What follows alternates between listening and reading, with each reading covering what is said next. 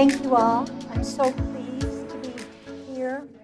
I think you have one of the greatest groups I've ever met in this fight, and you're so blessed to have them here. I want to, before I get started, the other day I went online and looked up cancel culture to see what is being shown to anybody who just looks up cancel culture on Google or whatever. And here is the main thing that they have. Cancel culture has its place. It helps to call out and remove problematic people from mainstream culture. Let's call cancel culture what it really is. It's our way to exert some control over a world that is increasingly becoming more dangerous and less tolerant. In a cancel culture, we appoint ourselves the arbiters of right and wrong, and also the judge and jury, because thanks to social media, we get to dole out punishment. Now, that isn't cancel culture. That's gratuitous trashing of somebody that you just don't like what they say. And it's childish and it's nasty, but it's not cancel culture. But that's what you're going to find that most people think of cancel culture today.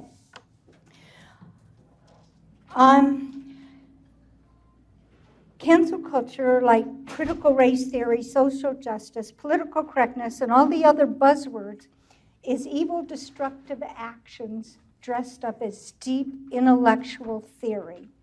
And while it's simple, it's also gobbledygook. There's no reason or logic or sound science in it. It's absolutely evil, effective, and difficult, if not impossible, to challenge head on. And I say that knowing major people who write about it and are trying to have an answer of how we address cancel culture. So I just wanted to tell you I'll be using a lot of quotes in the first part of my speech because I really want you to understand what cancel culture is. Milan Kundera, the author of The Incredible Lightning of Being, wrote, "The first step in liquidating a people is to erase its memory, destroying its books, its culture, its history.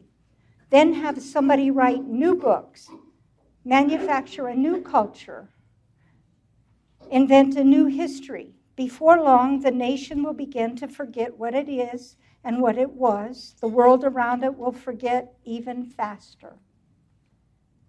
Do you feel like that's exactly what's happening today? Absolutely. We're being attacked by an enemy with two armies.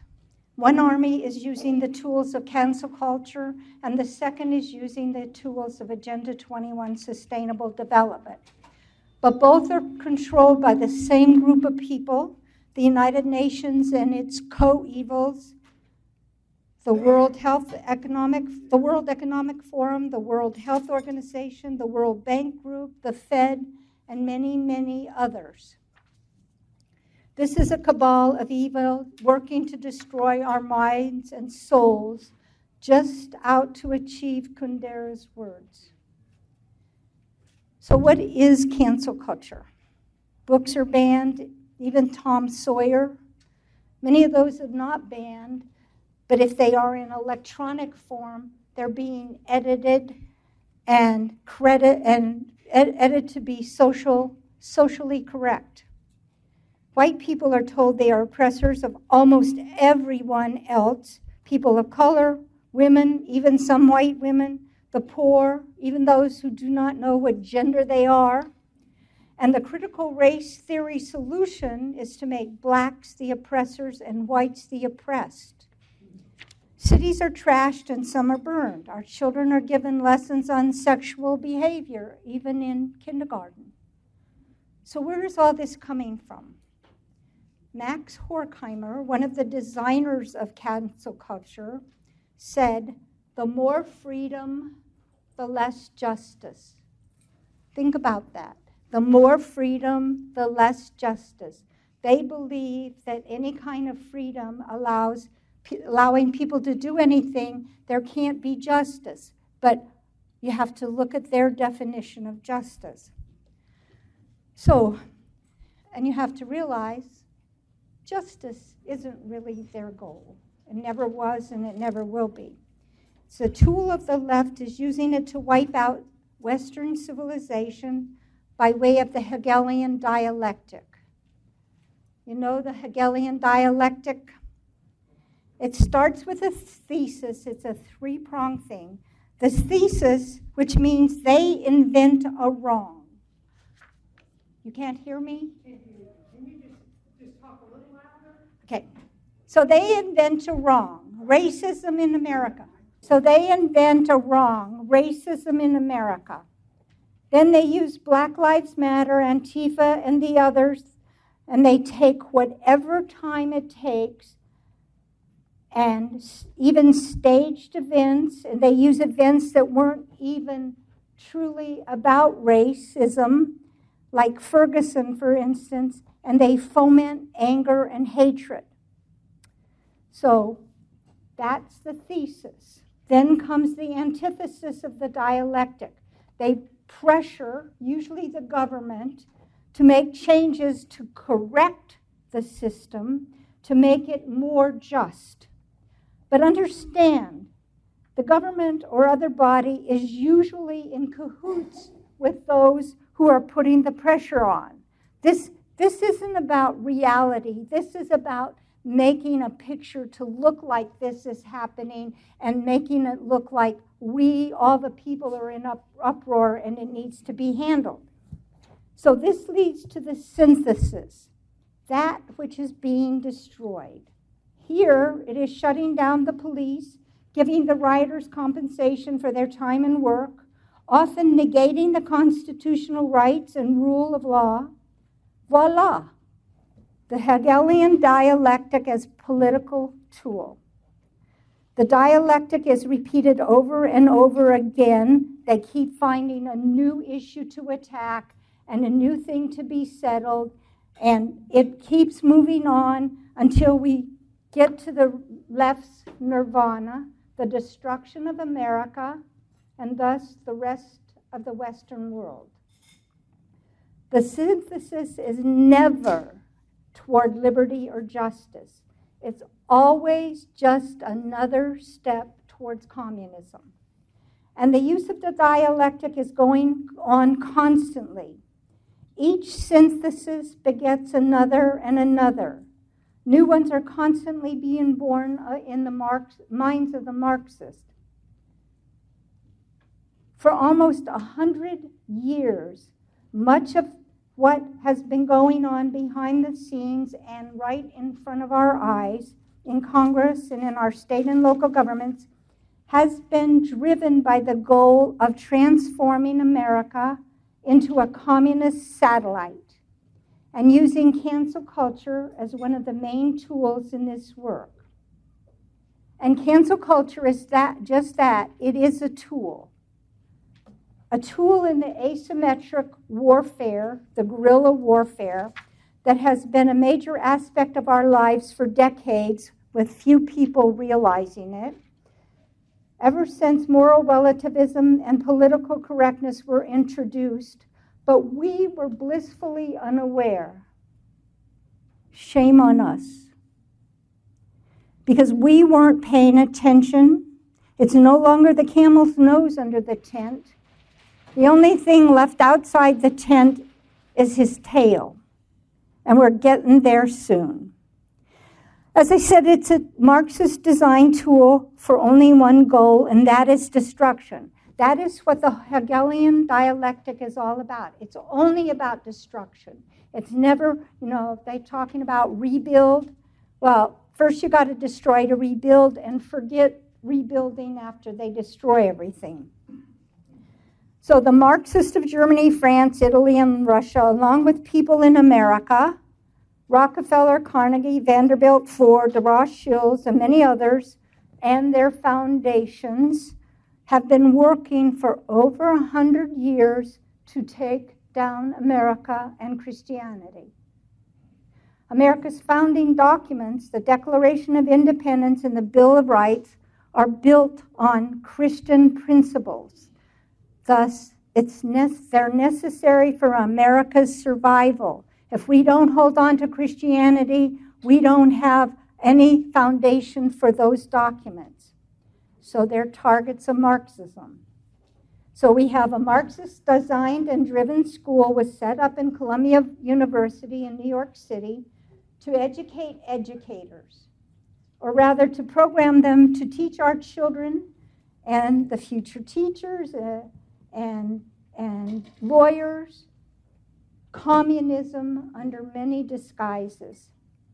Those people I named above, along with John Dewey, an American, and Herbert Marcuse, another German Marxist, set up an agenda for our national education.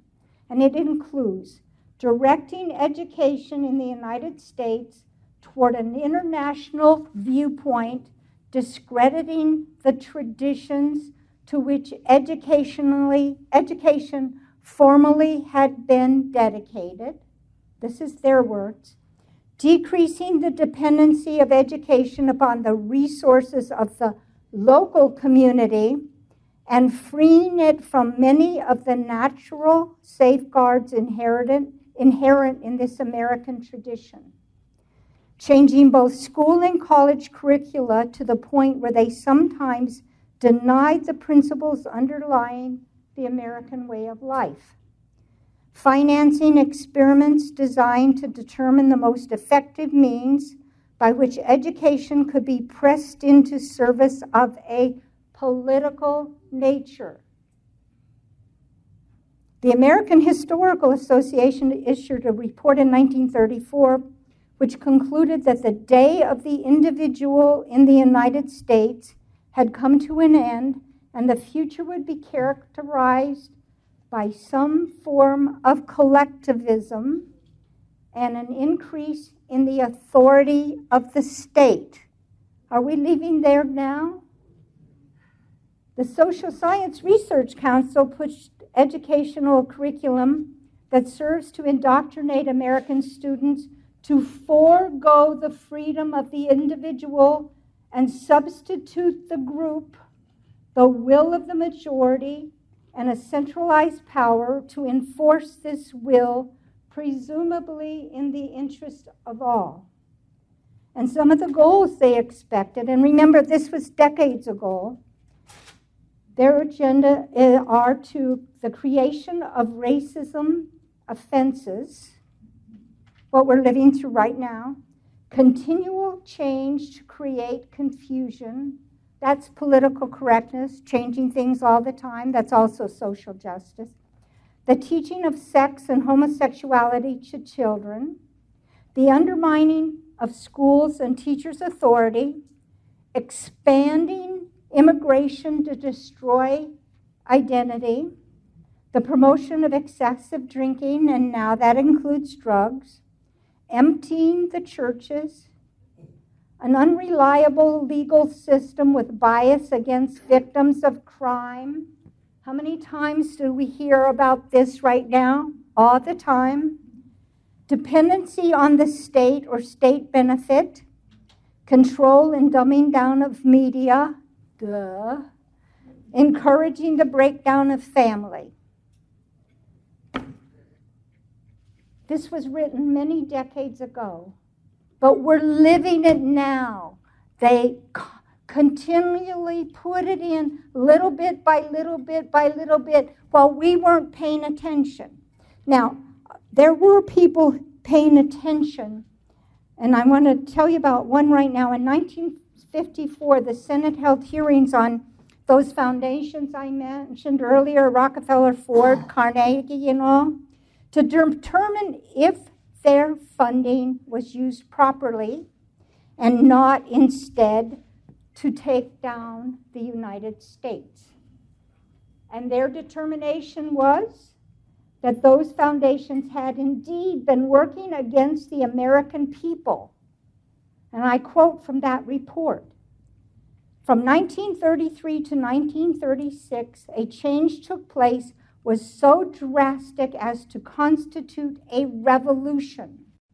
They also indicated conclusively that the responsibility for the economic welfare of the American people had been transferred heavily to the executive branch of the federal government. Keep that in mind.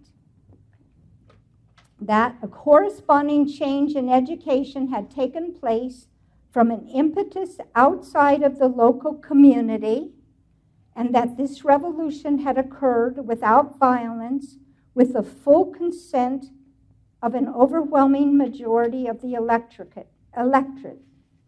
In seeking to explain this unprecedented phenomenon, subsequent studies, they went on to study all this, pursued by the staff, clearly showed it could not have occurred peacefully or with the consent of the majority unless education in the United States had been prepared in advance to endorse it. Thus, influencing educational curriculum is of the utmost importance to advancing revolutionary policies. This was all in a report to our federal government. What came of it? What came of it? Later, the head of the Ford Foundation told Senator Norman Dodd, who was on that committee, and I might speak about Dodd a little bit later, but he said, Mr. Dodd, all of us here at the policy-making levels of the foundations have at one time or another served in the OSS, that's the forerunner of the CIA, or the European Economic Administration, operating under directives from the White House. We operated under those same directives. The substance under which we operated is that we shall use our grant-making power to so alter life in the United States that we can be comfortably merged with the Soviet Union. Think about that, guys. This was all in Congress. People read about it. In 1965, the Department of Health, Education, and Welfare commissioned Michigan State University to write a report, Behavioral Science Teacher Education Program, the B-STEP program. And if you read any of my articles, you've probably seen this, but it is designed not only to change our children's values, attitudes, and beliefs, but with far more malevolence, this program will make most of them into brain-dead slaves of Marxism. And just a few notes from this program that was put into all of our schools. The Protestant ethic will atrophy as more and more enjoy varied leisure and guaranteed sustenance. Universal basic income, anybody? Work as the means of survival up to the end of living will diminish in importance, except a few with exceptional motivation, drive, or aspiration. No major source of a sense of worth and dignity will replace the Protestant ethic. Most people will tend to be hedonistic, and a dominant elite will provide bread and circuses to keep social dissension and disruption to a minimum. You know, this bread and circuses we're giving every day from the mainstream media, it's to distract you from what they're doing behind the scenes, and you see it over and over again.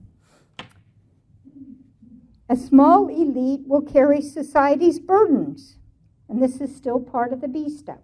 The resulting impersonal manipulation of most people's lifestyles will be softened by provisions for pleasure-seeking and guaranteed physical necessities. Participatory democracy in the American ideal mold will mainly disappear. The worth and dignity of individuals will be endangered on every hand. Only exceptional individuals, again, will be able to maintain a sense of worth and dignity. Need to help students develop attitudes compatible with societal needs so they forget individual freedom. In other words, they're making us a country of useful idiots and useless eaters. I mean, that's what they're doing to us. And I want to do one last quote on education. During the 1973 International Education Seminar, Harvard psychiatrist Chester M. Pierce, speaking as an expert in public education, said, "Every child in America entering school at the age of 5 is mentally ill because he comes to school with certain allegiances to our founding fathers, toward our elected officials, towards his parents, toward a belief in a supernatural being, and toward the sovereignty of this nation as a separate entity. It's up to you as teachers to make all these sick children well by creating the international child of the future." This is our schools. This is our schools. So why is it that our culture needs to be erased? Because we believe in moral absolutes. And our national documents are based on those absolutes. Antonio Gramsci, one of the designers of the Hegelian dialectic, wrote in his prison notebooks, "Any country grounded in Judeo-Christian values can't be overthrown until those roots are cut. Socialism is precisely the religion that must overwhelm Christianity. In the new order, socialism will triumph by first capturing the culture by way of infiltration of schools, universities, churches, and the media, by transforming the consciousness of society." Joseph Stalin said, "America's like a healthy body, and its resistance is threefold. It's patriotism, it's morality, and it's spiritual life. If we can undermine these three areas, America will collapse from within." Those three things are exactly why our culture needs to be erased if Marxist communism is to control the world. America is the last stronghold of the ideas that protect liberty, free market capitalism, and private property rights because we believe in them. As the authors of Remembering the Misremembered Left, and I recommend their book to everybody, but it's a little deep, every aspect of the left that threatens America today has its genesis in Marxist-inspired programs, from the critical theory of the Frankfurt School to the United Front efforts of the Soviet-led Comintern that in the 30s formed Antifa, the precursor to BLM, to interfaith penetration and more. Moreover, they are the foreseeable progressions of the left's historic mission. Marx and Engels wrote, "The social principles of Christianity preach cowardice, self-contempt, abasement, submission, humility. In a word, all the qualities of the canaille. Those are the dregs of society." In other words, Christians are the dregs of society. And Marx said, "The democratic concept of man is false because it is Christian. The democratic concept holds that each man is a sovereign being. This is the illusion, dream, and postulate of Christianity." So all these insidious attacks are also in the churches. And they will win the day for cancel culture and the cancel of liberty if they aren't dealt with soon. And it goes all the way to the top of many of the different Christian sects. Those who have been leading us to a world government understand that the beliefs of the people must be erased and replaced in order to exchange the old religions with one that will allow the world's leaders to control the worshipers. Pope Francis stated, "A global educational pact is needed to educate us in universal solidarity and a new humanism." Speaking about the two main threats to Marxism should suffice to show what the left is doing in every aspect of our lives. And I didn't go into Agenda 21. I'm giving you cancel culture, but Agenda 21 is the other tool they're using. The first target in changing human society is to cancel our culture, to cancel our moral absolutes and our reasoning abilities, the use of our minds. The second target, Agenda 21, is to take away our liberty, sovereignty, and the product of our minds. And these two armies have made major inroads to our very existence. Now, I hope that I have given you enough to understand what cancel culture is all about. But I want to bring to your attention that we don't have the government we think we have, and we haven't had the government we thought we had for a very long time. And I want to tell you about how our country canceled a rich ancient culture without firing a shot. During World War II, Chiang Kai-shek was one of our best allies, and he was keeping Southeast Asia democratic. He was holding off Russia. He was a fantastic ally. I mean, even President Roosevelt said so. And I say that, and you'll see why. But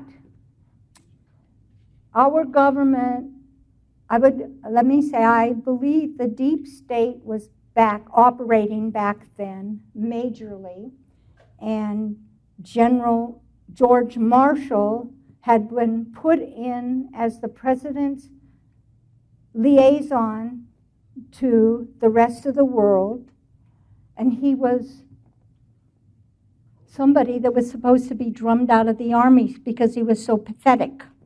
He wasn't any good at anything he did, but he was great at taking orders and doing what the deep state wanted.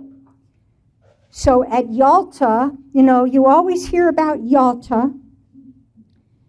Well, in a back room at Yalta, Alger Hiss, a communist spy in our government, Andrei Gromyko, the Russian representative, and some minor little guy in the State Department wrote up the agreement that Russia wanted Manchuria because it has major natural resources. So they wrote up this document giving all of the use of Manchuria to Russia.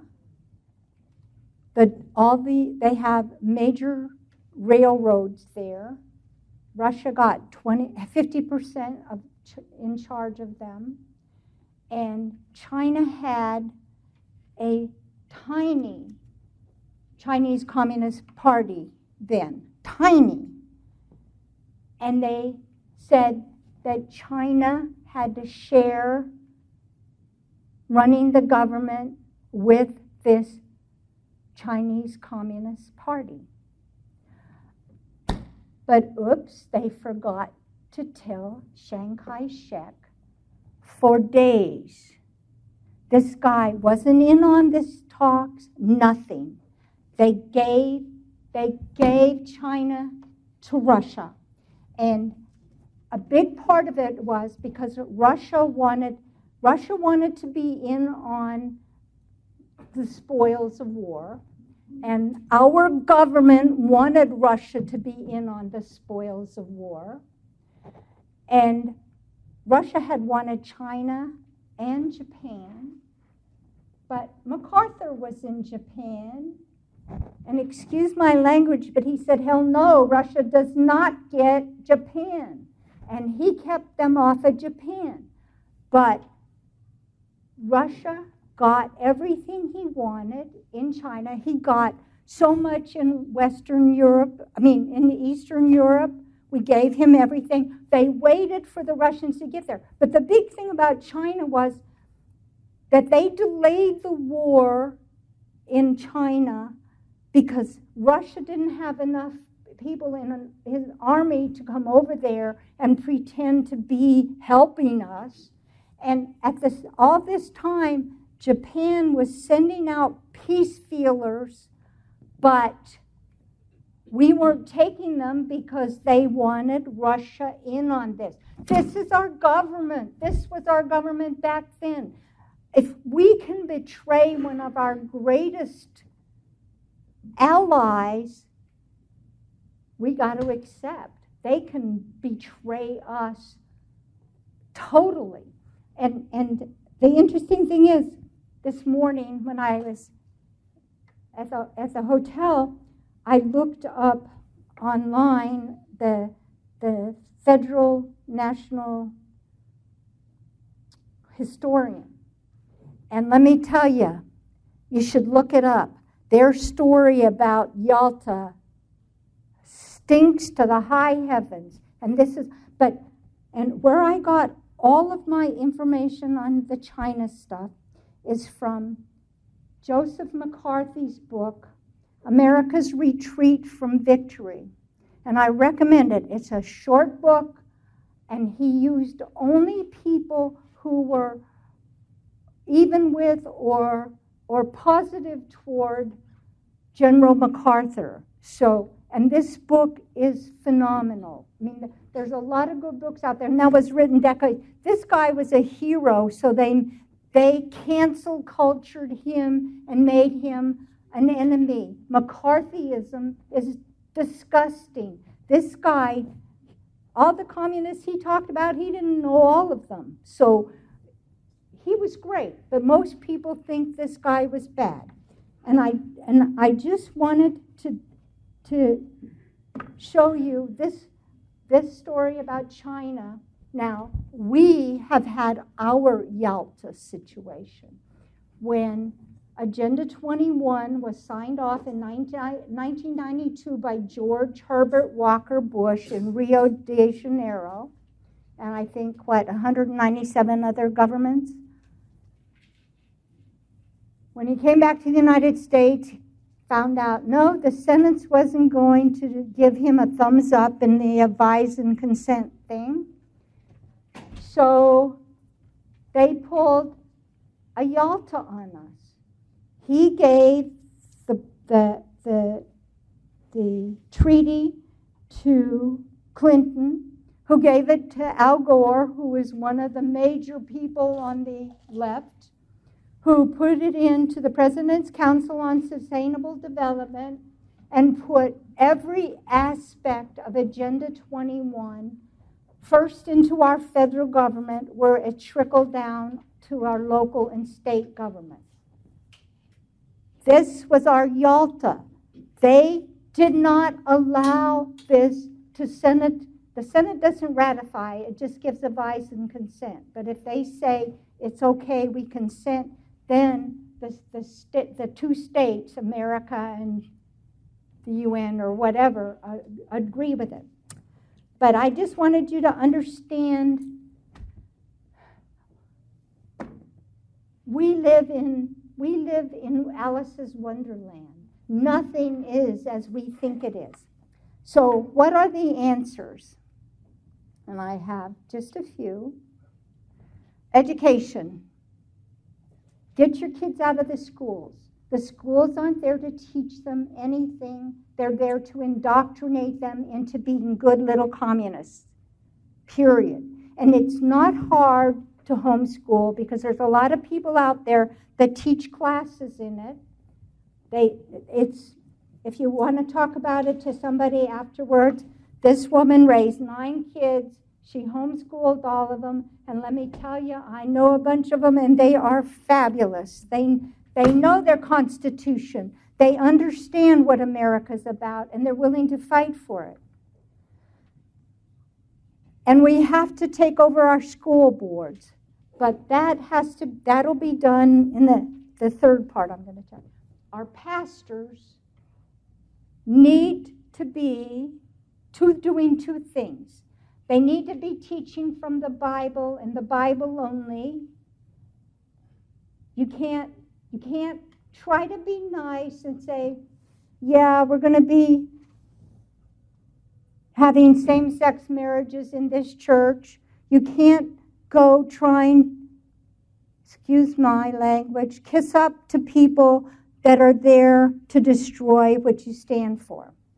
And they need to be challenge those other pastors. That's one of their jobs, challenging them to speak out, because they aren't going to lose their 501c3s from speaking out. And if they do, tough. But it doesn't happen just because you speak out. The third thing is to set up what we call freedom pods, and that's what our workbook is about. How to take back your city, county, state. You start with, first, making sure you have a constitutional sheriff. You start getting your own people elected to office, and you don't count on vetting people. If you don't know them or you don't have a friend that can testify for their integrity, you don't support them. Because I guarantee you, there are tons of people serving right now that were vetted and vetted and vetted, and they said all the right things until they got into office, and it didn't matter anymore because it doesn't count. You have to, and this is where we then take back the school boards and get the federal government out of the schools, take back your county, take back your state, get rid of all the unelected offices, and we have to make sure that our people are elected even in the tiniest offices. We have to, because this is a cancer. Communism, cancel culture is a cancer. And no matter how little bit of it's left, it's going to grow. Also, we have to make sure we have our voting cleaned up. You have ID. You have one-day voting. You have paper voting. All these things we let slip by, and then this past year, we've seen them all in your face because they figure that we're already dead and gone. We're just walking, useless eaters. So I just want to close with another Milan Kundera quote, because he says what I think people should know. The worst thing is not that the world is unfree, but that people have unlearned their liberty.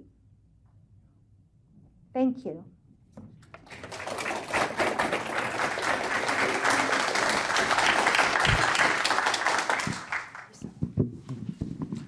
Kathleen, you touched about the local politics. Express to us just how important it is, because people come out for the main elections and they think that's where their power is, and they don't do anything here. The swamp no longer counts for anything. The swamp is lost. We have to save our local areas. We are in a place where you have to remember our economy is shot.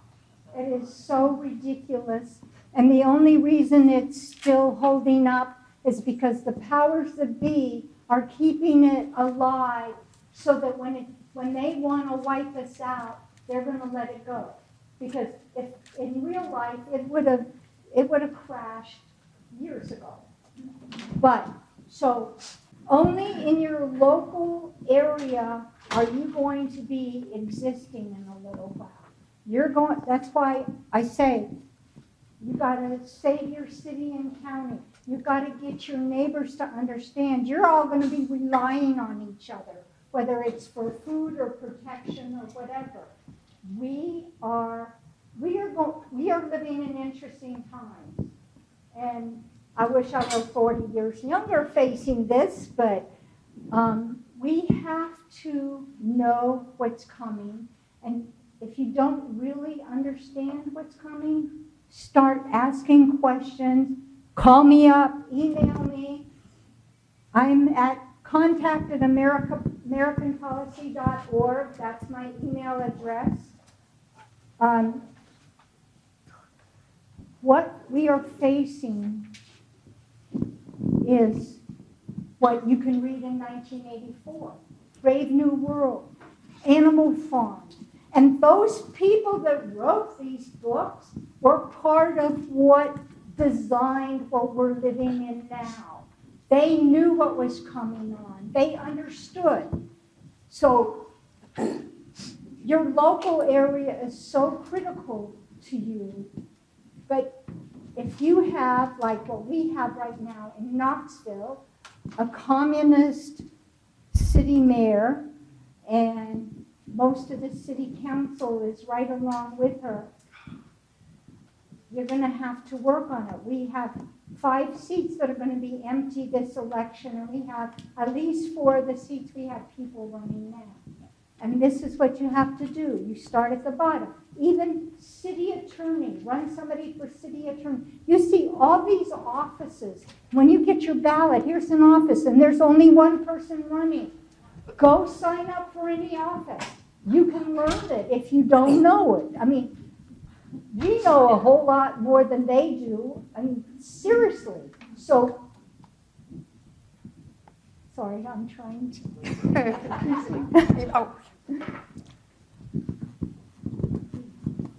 I get too worked up, sorry. How do you go about a government like we have in Memphis that is totally corrupt? I mean, we can't just start with one person at a time. Literally, all of them need to be replaced. I don't trust any of them. They all have the same talk, but they don't do the walk. And, you know, how can we literally replace them as quickly as possible? And that's a big problem because Go ahead. you have to go after each of the seats that they're in. What happened is, back in the 60s, the left read rules for radicals and believed everything Saul Alinsky said, and they went in and they took over all these offices. And they had plenty of time to do it because we were busy earning a living and raising our kids and wanting to live and let live and not tell everybody else how to live. But now you're going to have to do it this way. You're going to have to, but I'm telling you, if you can work up your neighbors and get them to understand what's going on, it is amazing how many people are awake or awakening and are willing to jump in. You start, like Darlene said, she would love to, host one of these little groups, but she doesn't want to be the talker. But if you want to do it, you get one of these people to come in and talk to the people about how exactly to do it. Because I know that the Campaign for Liberty people are fantastic, and they're going to help you. And all you have, get a little flyer, have it written up. They might be able to write one, or I'll write one for you. Just contact me. And a flyer to give to your neighbors. It's not going to be flaming, screaming like I end up doing in all my speeches. It's going to be explaining it nice and easy. Here's what's going on, and here's what you can do. Because people understand there's something wrong, but they don't know how to address it. That's because we're all individuals. they are already a collective. So all they have to do is go in a big movement. We have to start taking control of some of their tools. So contact somebody. In 1948, the Supreme Court handed down a decision that declared that there was a separation of church and state. In 1962, I believe it was Engel versus Vitale that took prayer out of school and ushered in basically atheism. Now, a year earlier, in 1961, Tocaso versus Watkins, footnote number 11 declared that atheism or humanism was a form of religion. So what we need to do is convince the electorate that the humanism that's in the schools now is definitely a violation of the Constitution because it is a replacement religion being foisted upon to the children in school. How can we go about convincing the local residents of the need to address that in the school boards? Well, I would say you should, and you and your daughter, I think, could very well write it up quite well and spell it out. And like I say, if you want help, contact me. I'm not a lawyer, but I can help you write it. And then you can share it, because you don't want to, this is not an in-your-face. I'm telling you what's going on and you need to hear it.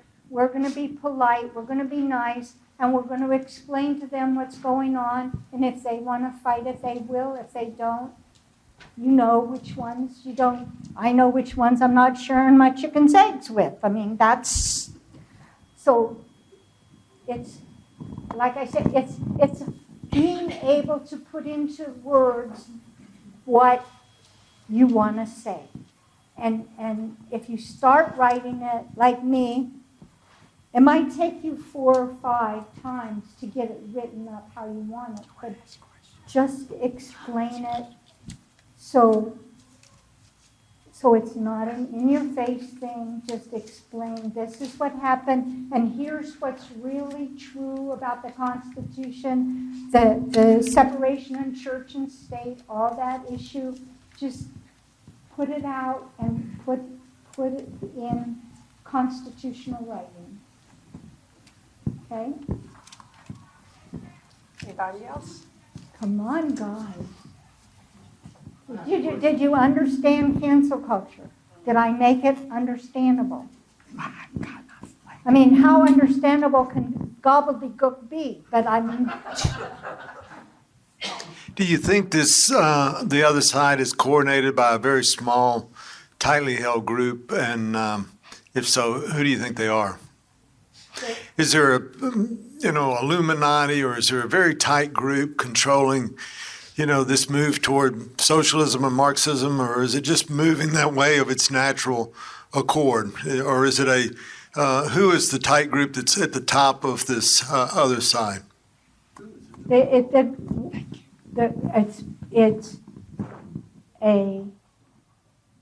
the Marxists, and it's those who want power. And if it goes up to the Illuminati, it's probably them.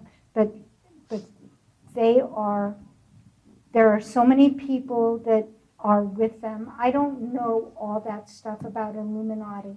I just know that there are so many, Bill Gates has got to be one. George Soros. They want power.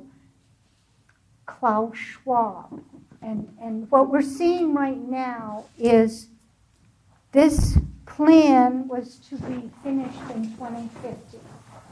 But I think some of the older ones, like Klaus Schwab, want to see it be completed in their lifetime, so that's why they're trying to move it up to 2030. And that's why they're making mistakes, like with the COVID stuff and all the mistakes that have been coming out of that. But it is not a big group of people that are behind this. Yes, it's the British aristocracy, the world bankers, George Soros, It was Maurice Strong when he was still alive, David Rockefeller. It's all those foundations I talked about. The mega rich are the ones that are behind it. Okay. Yes, what information can you give us about the Great Reset 2030? The Great Reset Thank you. was set up just to rush Agenda 21 all the way through to its completion. The Great Reset was written, obviously, at least more than a year before it came out, but it came out within, 3 months of COVID being on the scene. And it is just to push Agenda 21 all the way through, and the fourth industrial revolution is part of that. It's AI, artificial intelligence, robotics, to take total control of your minds. And I just want to mention a little thing. I don't know if all of you have this happen to you, but if you say something to somebody, like I told my friend, I'm still thinking about getting a law degree. And what comes in on my email today, would you like to buy, here, we suggest these law books for you. I mean, this happens, you see it, other people get it. It's not just me, it's happening. How dare they know this much about us? And the only thing I have are my computer and my cell phone. I don't have a television. I don't have any smart thing in my house. But yet they hear what I say, and I keep getting, if I say something to somebody, pretty soon I'm going to get an email or a suggestion, one of those ads they send you. And I'm going, it's scary. But they're already getting, as soon as they get 5G through, 5G will do all of the AI that am I right? The 5G will finish us off, if not through expanding the infections in our bodies, it's going to finish us off by them having control of our minds. And we think that's far-fetched. Hey, we thought a lot of things, as she was saying, they watched, what is that? The Jetsons, the Jetsons? And they had all these kids were watching little screens for their schooling and all the things that were in the Jetsons. She said, are now out there and we're living them. So, sorry, I don't have TV. I didn't have TV, so I don't know. Come on, guys. I like questions because I need to know what I didn't talk about. Oh, I'm sorry. This is more of a clarification. Can you clarify between that Agenda 21 is not 2021? Okay, But Agenda 21, the Millennial Goals, Agenda 2030, the Green New Deal are all the same. They're all Agenda 21. They just keep renaming it, so you think, oh, and this group now is doing a lot of the same things, so this must be really necessary. We need to push this, because look at all the interest there is in this. So, no, it's all the same. If you look at the Green New Deal, I think the first pillar of the Green New Deal is economic, to destroy our economy. Well, what's Agenda 21? To destroy our economy, to make us poor. Agenda 21 wants to take away 50% of the land mass goes to the animals. It's to redistribute our wealth. It's to wipe out 92% of the human population, which they plan to do with the vaccine, which they'd like us to start a civil war. And I wouldn't be surprised if they didn't do a red flag event and say it was us, like the Capitol, the January 6th thing. All of this is attacking everything we believe in. And this Agenda 21, in 1976 in Vancouver, they had Habitat 1, which basically spelled out exactly what was going to be in Agenda 21, redistribution of wealth, taking away our land, all that. And who was listening? Tom and I just want you to know, my tinfoil hat is now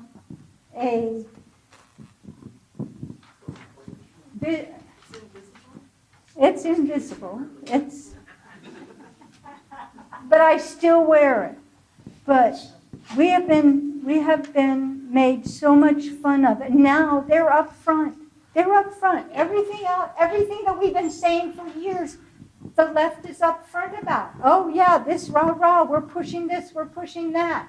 And yet, half of the people or more in Washington, D.C. on our side will never mention the word sustainable development or Agenda 21, even though they know. It's like they are so afraid of being marginalized. They should be afraid of being erased.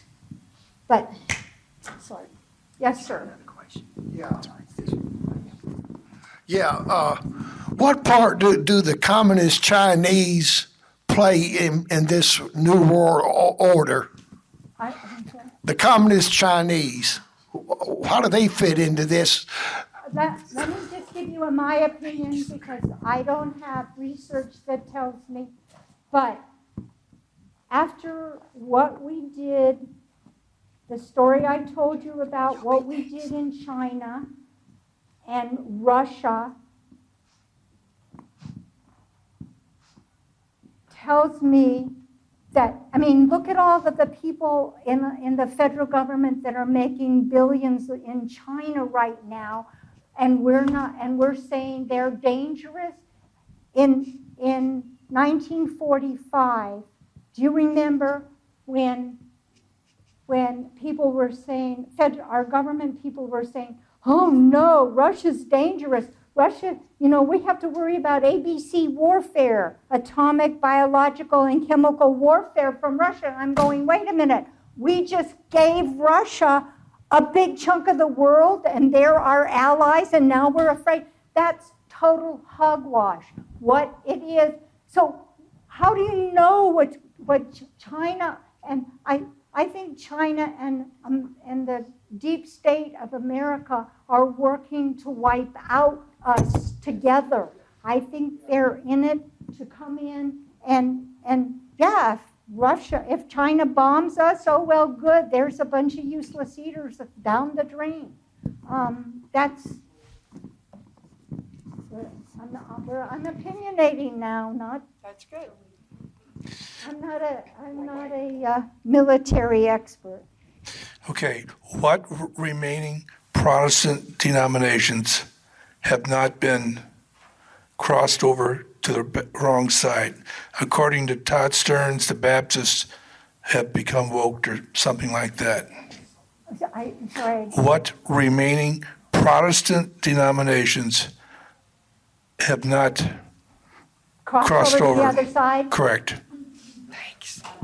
I'm not an expert on that, but in my opinion, there are churches that are in denominations that have crossed, but the churches haven't. There are separate churches, and that makes sense because it's like everything else in the whole country right now. There are states that have really good people in them, but their governments are pretty bad. You look at there are churches in Knoxville that I know that are really good, that are in denominations that have signed on to the Universal Religious Initiative, the big World Bank. We're going to have the perfect church that feeds all people, all religions. So I think it's just like the rest of us. It's little pockets out there, not any one. I don't know any one big denomination that stayed clean. Oh, here, I'm sorry, Bernie. Run, run, run. With a twisted knee, run. I was just going to make a comment on the churches. If you can find a church that has given up their 501c3, they have separated themselves.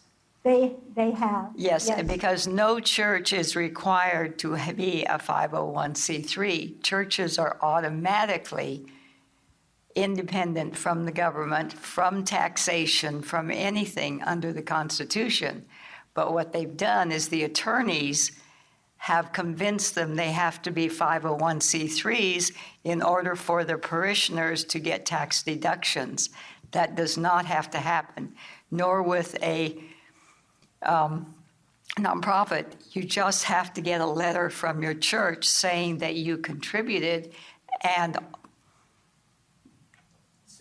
it's deductible, yeah. But that's just like the Second Amendment. The Second Amendment tells us we have the right to carry. We don't need the state to give us a license to carry. The churches, pardon? And Tennessee just did it. Yep, well, to a point. But we shouldn't have that because, remember, this is a right that the government is supposed to support. This is not a privilege from the government. They didn't give us this privilege. This is our right. And these are God-given rights, and nobody should be able to touch them. So we have to understand, but if we don't uphold them and force the government to uphold them, we cede them. Anybody else? Somebody? Oh, here. I guess, you spoke of 5G and how dangerous it is, and there's little groups that are against that, and it's so hard to see where to begin to fight unless we're looking at local school boards, local governments, and things like that. But 5G is a big thing, and it's a good place to start to fight, but I can't see that we would ever stop that. What is your opinion on, could you ever stop 5G? There are really good groups out there fighting 5G. And I guess about a year and a half ago, there was a wonderful conference in Australia on 5G. Did you see it? No, but I'm not in Australia. It's something that No, but it was on TV here. You could download your it. fist around. I'm not, and smart meters came and went, and I don't want a smart meter. And that goes along, I thought, with 5G because we're all going to be under the umbrella of control. It's all part of the smart grid. And did you just read in Texas where they use people's smart meters to change the temperatures in their house? They raise the temperature. And we told people this for the last 25 years that this was going to happen. Oh no, it wouldn't happen. But the problem, there's a lot more problems with 5G, and I'm not an expert, but it's really, really bad for you. Not only that they can find everything you do, they can watch everything, but it's bad for your body. But if you want to know, contact me, contact@americanpolicy.org, and I'll give you the groups that are fighting 5G, because we're a small organization, so we can only do so much. Yeah, it would be, that's some place where I think I can make a stand. I'm against 5G, that's what. Good. I'm not going to run for office. Great. Here we go. One more. Going along on the 5G thing, can you explain to us the Internet of Things and how that is related to 5G? And maybe General Petraeus said that we're listening to you through your refrigerator and your washing machine. You familiar with this? Remember what I just said about when I say something and I get messages on my phone about that exact thing? Yes, they're listening to you. Yes, they're listening. The Internet of Things is everything is connected. Everything is. I think it was, I don't remember if it was Toronto, one city in Canada, they were going to put sensors even in the pavements, in the sidewalk, so they could know every place you were. They're putting sensors in everything. They're spying on us. And the Internet of Things is just pulling all the things together, like smart cities, and it's just to have total control. How big of a role do you think that the World Bank is playing in all of this that's happening in America right now? Pardon? How big of a role is the World Bank in everything happening in America? How big of a role? They're at the top. They're at the top with all of the rest of the evil people. The UN, George Soros, Bill Gates, World Bank has been in there. The world bankers, not the World Bank, but they're part of it, financed both sides of the war in the World War II, and they didn't care which side won because they were going to be controlling either side.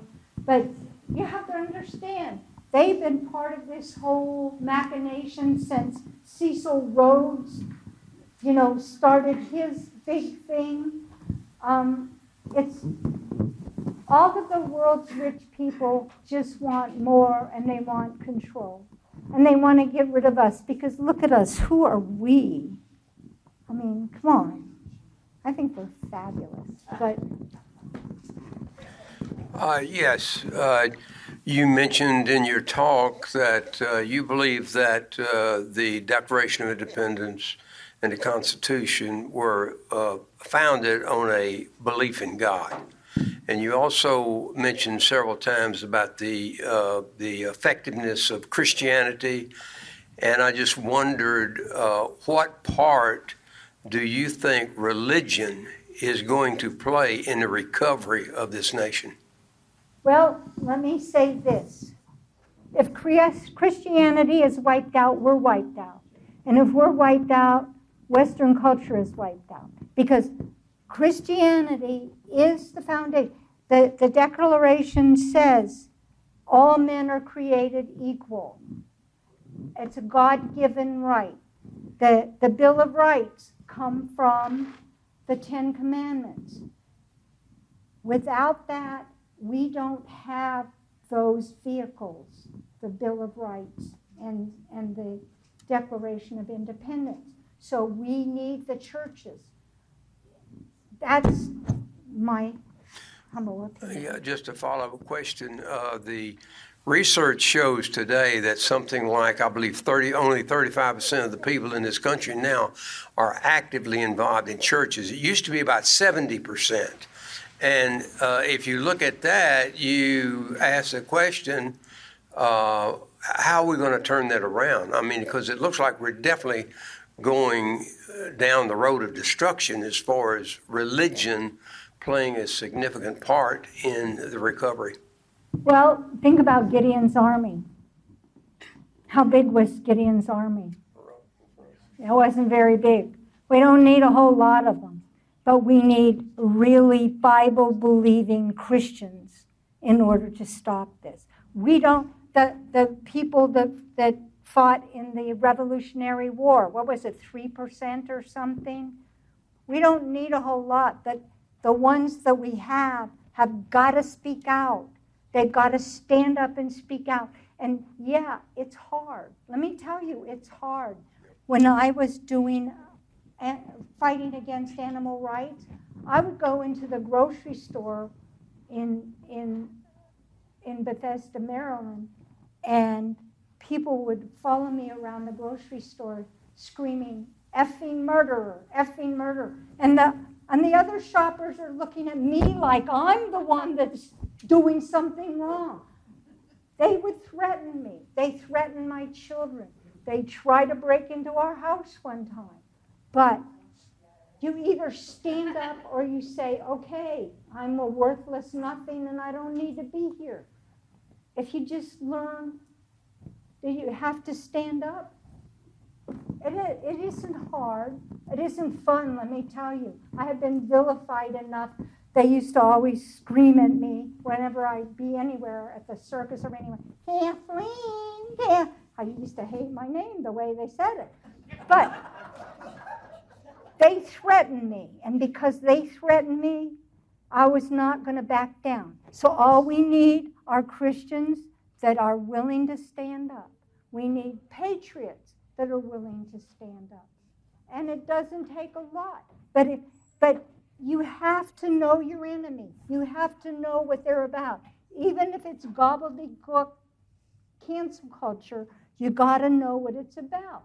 And just if you start looking at these people that are out saying things, just stand up to them and question them.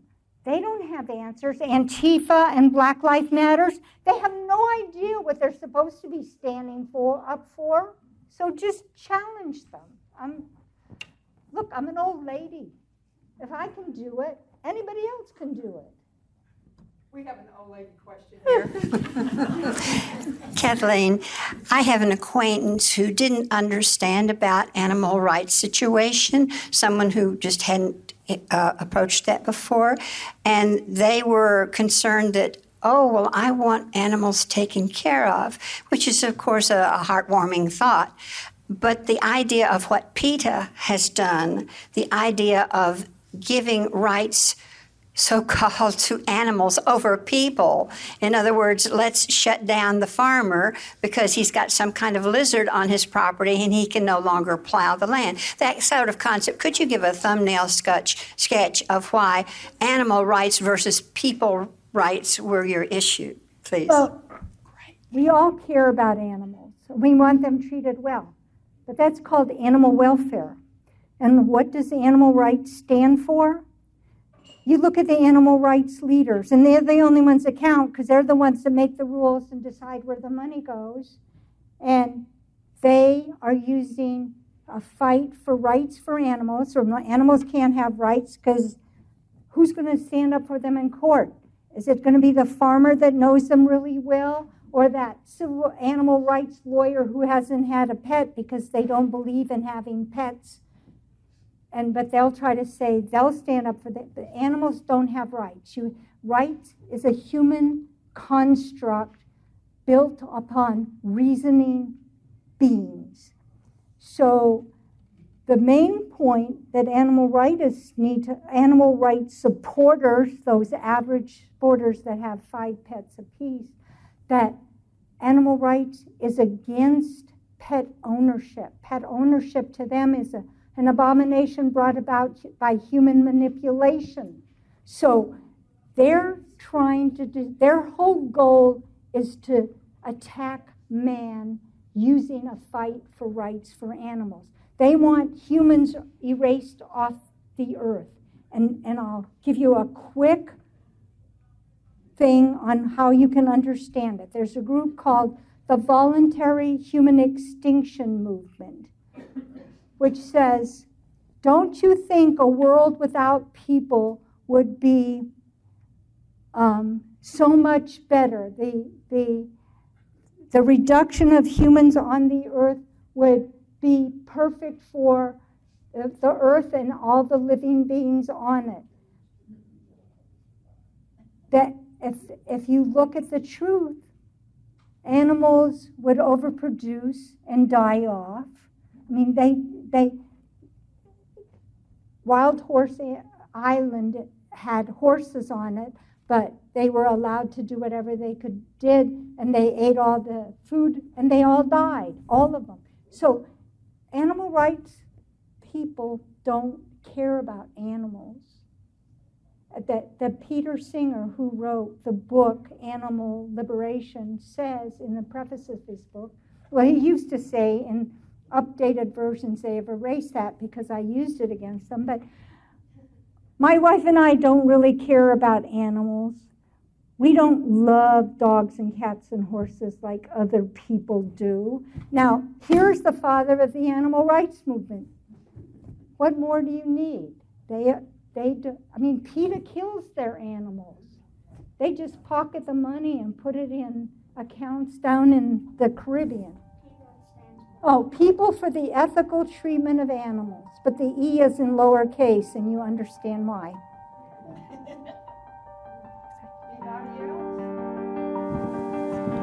All right, well, let's give her a round of applause and tell her thank you. Great talk.